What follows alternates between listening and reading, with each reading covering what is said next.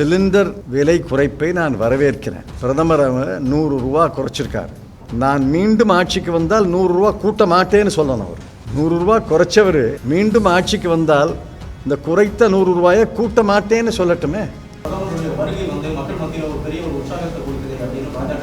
மக்கள் மத்தியில் உற்சாகம் இருக்கா தெரியாது. ஆனால் பத்திரிகைகள் எல்லாம் 8 காலம் 6 காலம் 3 பக்கம் போடும்போது உங்களுக்கு மத்தியில் உற்சாகம் இருக்குன்னு நினைக்கிறேன். நீங்கள் தயவுசெய்து அவரை ஒரு கேள்வி கேட்கணும். ஏன் எய்ம்ஸ், மதுரை எய்ம்ஸை பற்றி பேச மாட்டேங்கிறாரு?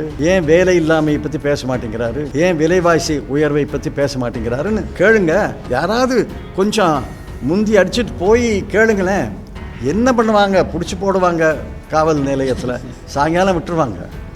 தயவுசெய்து யாராவது ஒருத்தர் முந்தி போய் கேளுங்களேன். நீங்கள் கேளுங்க, உரத்த குரலில் கேளுங்க. என்ன பண்ணுவாங்க? ரொம்ப மோசமாக பண்ண மாட்டாங்க. சாயங்காலம் வரைக்கும் போலீஸ் ஸ்டேஷனில் வச்சுருப்பாங்க. நாங்கள் உங்களை கொண்டாந்துடுறோம். 2 லைனில் இந்திய பொருளாதாரத்தை 2 லைனில் சொல்லக்கூடிய ஒரே நபர் மோடி தான். நல்லா இருக்குன்னு சொல்லி முடிச்சிடுவார்.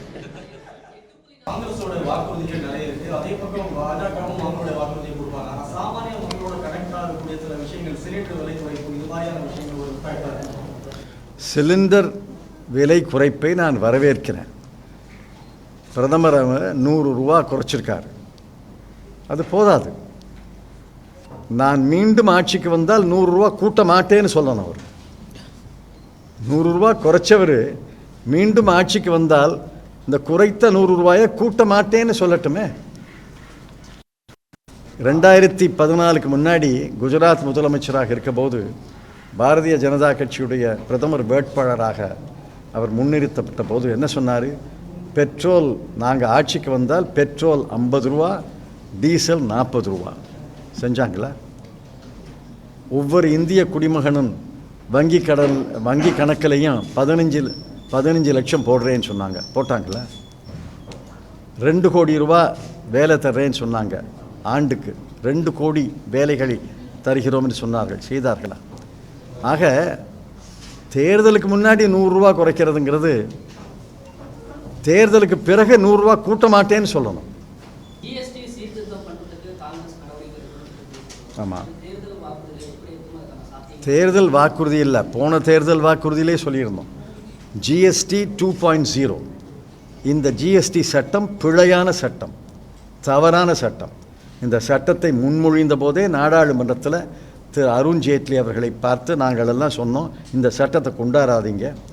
ஜூலை மாதம் 1 தேதி கொண்டாடணும்னு ஒன்று விதி கிடையாது. 3 மாதம் தள்ளி போடுங்க. புதிய வரைவு சட்டத்தை தயாரிங்க, நாங்கள் பார்க்குறோம், அப்புறம் நிறைவேற்றோம். இல்லை நான் ஜூலை 1 தேதியே கொண்டாடணும். அதனால தான் நள்ளிரவில் நாடாளுமன்றத்தை கூட்டி மேளமெல்லாம் அடித்து இந்த சட்டத்தை கொண்டாந்தாங்க. இந்த சட்டம் பிழையான சட்டம். நீங்கள் வர்த்தகர்கள், சிறிய வர்த்தகர்லேருந்து பெரிய கம்பெனிகள் எல்லாரையும் கூப்பிட்டு கேளுங்க. ஒரு கோரிக்கையில் ஒரே குரலில் பதில் சொல்லுவாங்க. இந்த ஜிஎஸ்டி சட்டத்தை திருத்துங்க. பெரிய முதலாளிகளாகட்டும், சிறு தொழிலாகட்டும், வியாபாரிகளாகட்டும், ஒரு டிமாண்டில் எல்லாரும் ஒத்து போகிறாங்க, இந்த ஜிஎஸ்டி சட்டத்தை மாற்றுங்க. எல்லா மாநிலங்களும் இந்த ஜிஎஸ்டி சட்டத்தை எதிர்த்து குரல் கொடுக்குறாங்க. ஆக ஜிஎஸ்டி 2.0 நாங்கள் தெளிவாக இருக்கோம். அது ஒன்றும் சந்தேகமே வேண்டாம்.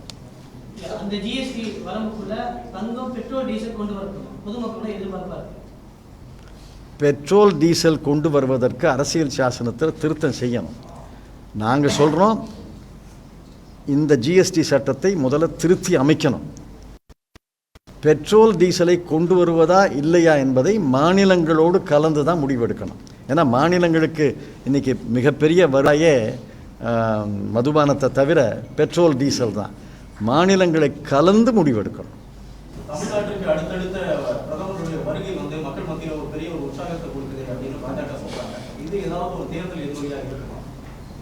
மக்கள் மத்தியில் உற்சாகம் இருக்கா தெரியாது. ஆனால் பத்திரிகைகள் எல்லாம் 8 காலம் 6 காலம் 3 பக்கம் போடும்போது உங்களுக்கு மத்தியில் உற்சாகம் இருக்குன்னு நினைக்கிறேன். நீங்கள் தயவுசெய்து அவரை ஒரு கேள்வி கேட்கணும். ஏன் எய்ம்ஸ், மதுரை எய்ம்ஸை பற்றி பேச மாட்டேங்கிறாரு? ஏன் வேலை இல்லாமையை பற்றி பேச மாட்டேங்கிறாரு? ஏன் விலைவாசி உயர்வை பற்றி பேச மாட்டேங்கிறாருன்னு கேளுங்க. யாராவது கொஞ்சம் முந்தி அடிச்சுட்டு போய் கேளுங்களேன்.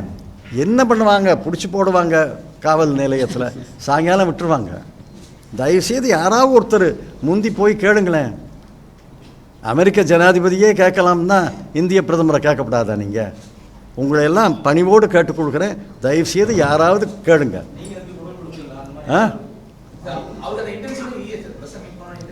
நீங்கள் கேளுங்க, உரத்த குரலில் கேளுங்க. என்ன பண்ணுவாங்க? ரொம்ப மோசமாக பண்ண மாட்டாங்க. சாயங்காலம் வரைக்கும் போலீஸ் ஸ்டேஷனில் வச்சுருப்பாங்க. நாங்கள் வந்து உங்களை கொண்டாந்துடுறோம்.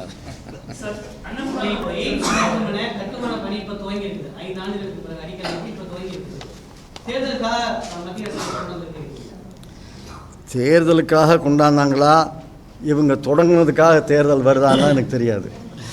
ஒருவேளை இவங்க தொடங்கின பிறகு தேர்தல் வரலாம்னு தேர்தல் கமிஷன் சொல்லலாம். ஆனால் ஒன்று சொல்கிறேன், இதை பாருங்கள்.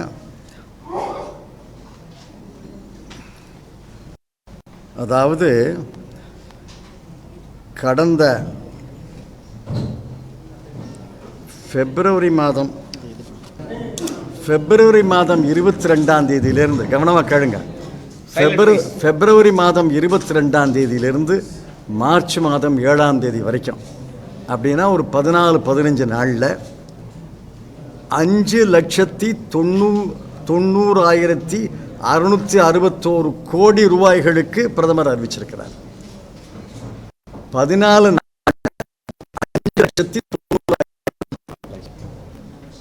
கோடி, 5,90,000 இல்லை, 5,90,000 கோடி. இதில் தமிழ்நாட்டுக்கு 17,300 கோடி அறிவிச்சிருக்கிறார். இதுக்கெல்லாம் பட்ஜெட்டில் ஒரு வரி கூட நான் பார்க்கலையே. 5,90,000 கோடி ரூபாய் ஒரு வரி கூட கிடையாதே பட்ஜெட்டில். கேளுங்க, வரி இருக்கா? பட்ஜெட் எக்ஸ்பெண்டிச்சர் லைன் எக்ஸ்பெண்டிச்சர்னு ஒரு வரி இருக்கும். ஒரு திட்டத்துக்கும் ஒரு வரி இருக்கும். ஒரு வரி கூட நான் பார்க்கல. நீங்கள் யாராவது பார்த்துருந்தீங்கன்னா சொல்லுங்கள். ஒன்று. ரெண்டாவது, பணம் ஒதுக்கியிருக்காங்களா? முடிய போகிற பட்ஜெட்டில் ஒதுக்கியிருக்காங்களா, இல்லை வரப்போகிற ஆண்டு பட்ஜெட்டில் ஒதுக்கியிருக்காங்களா? எனக்கு தெரிஞ்ச வரைக்கும் இல்லை. ஆனால் இவர் 5,90,000 கோடியை 14 நாளில் அறிவிச்சிருக்கிறார். இன்னும் அறிவிக்க போகிறாரு. அறிவித்து முடித்த பிறகு தான் தேர்தல் அறிவிப்பாங்க. அதனால் இந்த அறிவிப்பெல்லாம் இந்த மல்லிகைப்பூ, காகிதப்பூ மாதிரி தான். இது ஒரு பூ, அவ்வளோதான்.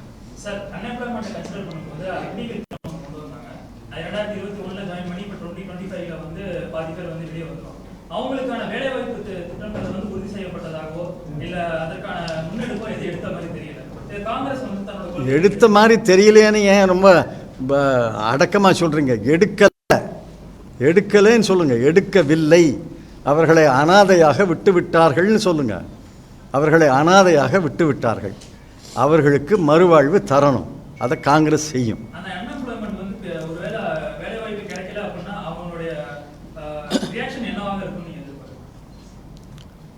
ரியாக்ஷன் என்னவாக இருக்கும்னு அவங்களெல்லாம் கேட்கணும். நாங்கள் ஆட்சிக்கு வந்தால் இந்த அக்னிபத் திட்டம் ஒழிக்கப்படும். மீண்டும் இராணுவத்தில், கடல் படையில், விமானப்படையில் பழைய வழக்கப்படி தான் ரெக்ரூட்மெண்ட் நடக்கும். இந்த அக்னிபத் திட்டம் தவறு தான். ஆணவங்களுக்கு எப்படி மறுவாழ்வு தருவது என்பதை யோசிக்கணும். ஆனால் மறுவாழ்வு கண்டிப்பாக தரணும். முந்தைய அரசு செய்த தவறுக்கு அடுத்த அரசு தான் பரிகாரம் காணணும். என்ன பண்ண முடியும்?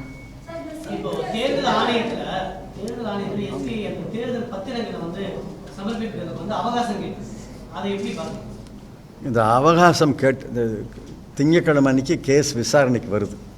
அதனால் நான் கவனமாக பதில் சொல்லணும். பாரத ஸ்டேட் வங்கி இந்தியாவில் பெரிய வங்கின்னு பீற்றுக்கொள்கிறது. ஆனால் பாரத ஸ்டேட் வங்கி இன்றைக்கி அரசுக்கு உடந்தையாக ஒரு காரியத்தை செய்வதை நான் வன்மையாக கண்டிக்கிறேன். இந்த தேர்தல் பத்திரங்கள் என்பது பெரிய விடுகதை அல்ல. 21,127 பத்திரங்கள் தான் விற்கப்பட்டிருக்கின்றன. 21,127 நினைக்கிறேன். ஒவ்வொரு பத்திரத்துக்கும் ஒரு எண் இருக்கிறது. ஆதார் எண் மாதிரி ஒவ்வொரு பத்திரத்துக்கும் ஒரு தனி நம்பர் எண் இருக்கிறது. ஒவ்வொரு பத்திரத்தையும் யார் வாங்கினாங்கிறது பாரத ஸ்டேட் வங்கிக்கு தெரியும். யார் அந்த பத்திரத்தை ரொக்கமாக மாற்றினாங்கிறதும் தெரியும். இது ஒன்றும் ஸ்டேட் வங்கியுடைய லட்சம் கிளைகளில் கிடையாது. ஒரு வங்கி 10 கிளைகள் 10 கிளைகள் தான் விற்றுருக்காங்க, மாற்றிருக்காங்க. ஆக 10 இடங்களில் தான் இந்த தகவல் இருக்கிறது. சுலபமான வழி, ஒன்றும் பெரிய விடுகதை இல்லை. முதல் காலத்தில் பத்திரங்களுடைய நம்பரை எழுதணும். இங்கே போர்டு இருந்துச்சுன்னா நான் எழுதி காட்டுவேன். போர்டு இல்லை, போர்டுன்னு சாக் பீஸ் இருந்துச்சுன்னா எழுதி காட்டுறேன். போர்டு முதல் காலத்தில் வரிசையாக 1, 2, 3 அப்படின்னு நம்பரை எழுதுங்க. ரெண்டாவது காலத்தில் யார் வாங்கினாங்க எல்லாருக்கும் தெரியும். ஏன்னா வாங்கும்போது கேஒய்சி, நோ யுவர் கஸ்டமர் கொடுத்து தான் வாங்கணும். ஒரு கம்பெனி வாங்கியிருக்கோம் அல்லது தனியார் வாங்கியிருப்பார். அந்த ரெண்டாவது காலத்தில் எழுதுங்க. மூணாவது காலத்தில் அந்த பத்திரம் யாருக்கு போணுச்சு, எப்போ போனாலும் வேண்டாம். அந்த பத்திரத்தை யார் மாற்றினாங்க, ரொக்கமாக மாற்றினாங்க. வாங்கிறதுக்கும் அவகாசம் 15 நாட்கள் தான், மாற்றுறதுக்கும் அவகாசம் 15 நாட்கள் தான். 365 நாள் இந்த காரியம் நடக்கலை. 15 நாட்களில் தான் வாங்கணும், 15 நாட்களில் தான் மாற்றணும். ஆக மூணாவது காலத்தில் யார் ரொக்கமாக மாற்றினாங்கன்னு பாருங்கள். முடிஞ்சு போச்சுல்ல.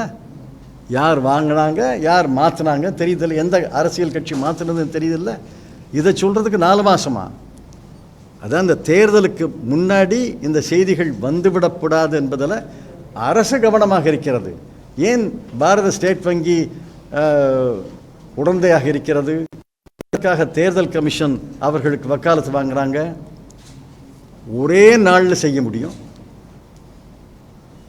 ஒரே நாளில் செய்ய வேண்டும். சுப்ரீம் கோர்ட் இதற்கு நல்ல தீர்ப்பை தரும் என்று நான் நம்புகிறேன்.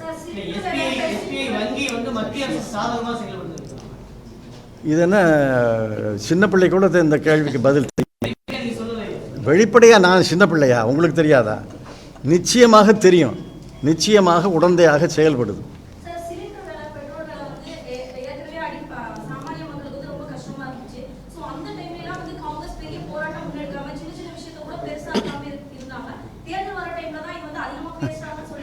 தவறுமா?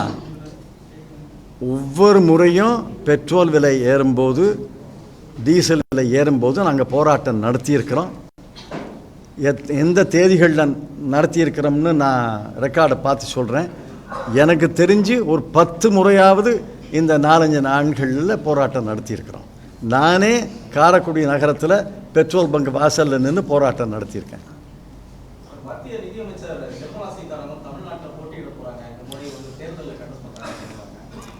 இந்த பாருங்க, காங்கிரஸ் தேர்தல் அறிக்கையில் இதை பற்றி குறிப்பிடலை. அதனால் அதுக்கு நான் பதில் சொல்ல முடியாது.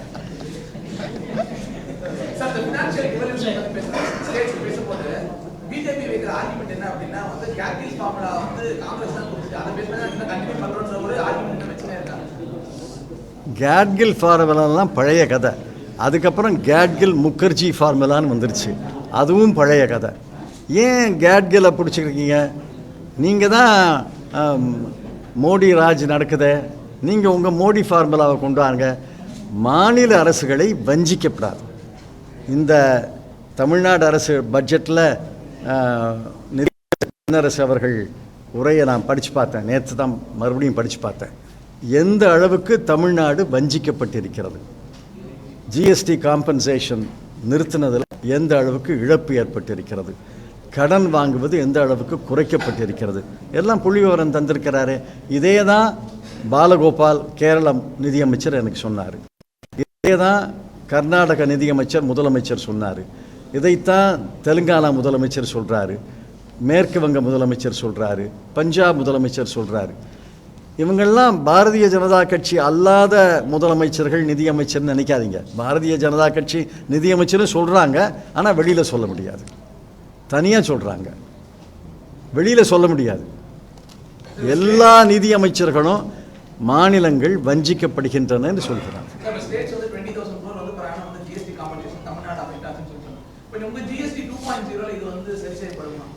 ஜிஎஸ்டி 2.0ல மாநிலங்களுக்கு இழப்பு ஏற்படாது. இழப்பு ஏற்பட்டால் அதுக்கு இழப்பீடு தரணும். இதுதான் எங்கள் கொள்கை. ஜிஎஸ்டி பற்றி சட்டம் வர்றதுக்கு முன்னாடி பேச்சுவார்த்தை நடத்த போது மாநில நிதியமைச்சர்களை அழைத்து பேச்சுவார்த்தை நடத்திய போது இந்த உறுதியைத்தான் நான் தந்தேன். ஜிஎஸ்டியில் இழப்பு வராது. நாங்கள் சொல்கிற ஜிஎஸ்டியில் இழப்பு வராது. இப்போ இழப்பு வந்தால் இழப்பீடு தருகிறோம்னு சொன்னேன். இவங்க இழப்பு வர்ற மாதிரி சட்டம் போட்டாங்க. இழப்பீடு வந்தது. 5 ஆண்டுகளில் நிறுத்திட்டாங்க. ஆக ஒரு தவறு இல்லை, 3 தவறுகள்.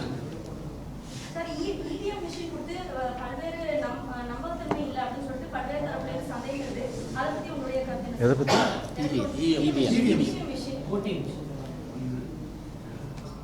இவிஎம் மிஷினில் நம்பிக்கை இழந்த மக்கள் நிறைய பேர் இருக்காங்க. நாங்கள் தேர்தல் அறிக்கையில் இதற்கு ஒரு வழி சொல்லியிருக்கிறோம். ஆனால் தேர்தல் அறிக்கையை காங்கிரஸ் காரிய கமிட்டி ஏற்றுக்கொண்ட பிறகு தான் அதை பற்றி நான் பேச முடியும். நான் அதை பற்றி வெளிப்படையாக பேச முடியாது.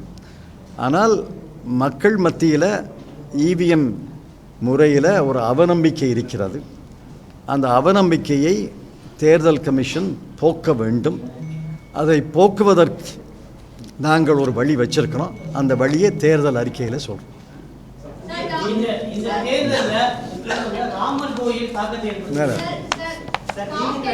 கொள்கை ரீதியாக பேசுங்க. கொள்கை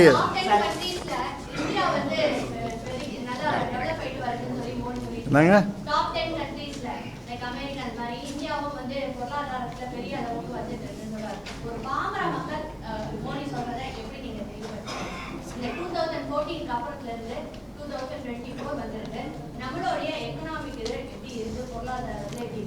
அதை பற்றி பேசணும்னா ஒரு ஒரு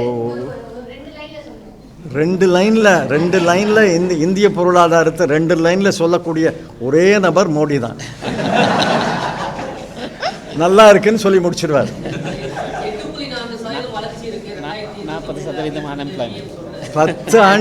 10 ஆண்டுகளில் 5.9. 2014 2024 இவங்க திருத்திய நம்பரை சேர்த்து சொல்கிறேன். 5.9. 2004 2016 7.5. என்ன கேட்டால் எனக்கு கற்றுக் கொடுத்த கணக்கு பாடம் 5.9 விட 7.5 அதிகம்னு நான் நினைக்கிறேன். ஒருவேளை மோடி அவர்களுக்கு கற்றுக் கொடுத்த பாடம் 7.5 விட 5.9 அதிகம். நான் என்ன பண்ணுறது? குஜராத்தில் அந்த பாடங்கள் வெளியிட்டலாம். எனக்கு தமிழ்நாட்டில் கற்றுத்தந்த கணக்கு பாடம் 7.9 அதிகம், 7.5 அதிகம்னு சொல்லுது. என்ன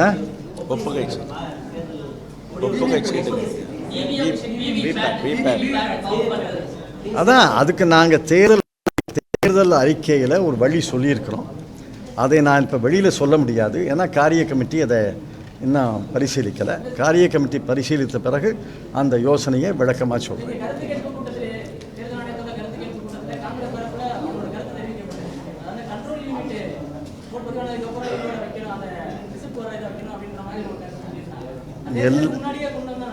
எல்லா கருத்துக்களையும் பரிசீலித்து நாங்கள் ஒரு தீர்வு சொல்லியிருக்கிறோம். அதை காரிய கமிட்டி வரைக்கும் பொறுத்துருங்க. காரிய கமிட்டியில் வரைவு தேர்தல் அறிக்கையை டிராஃப்ட் மேனிஃபெஸ்டோ ஏற்றுக்கொள்ளப்பட்ட பிறகு நாங்கள் அதை வெளியிடுவோம். நன்றி.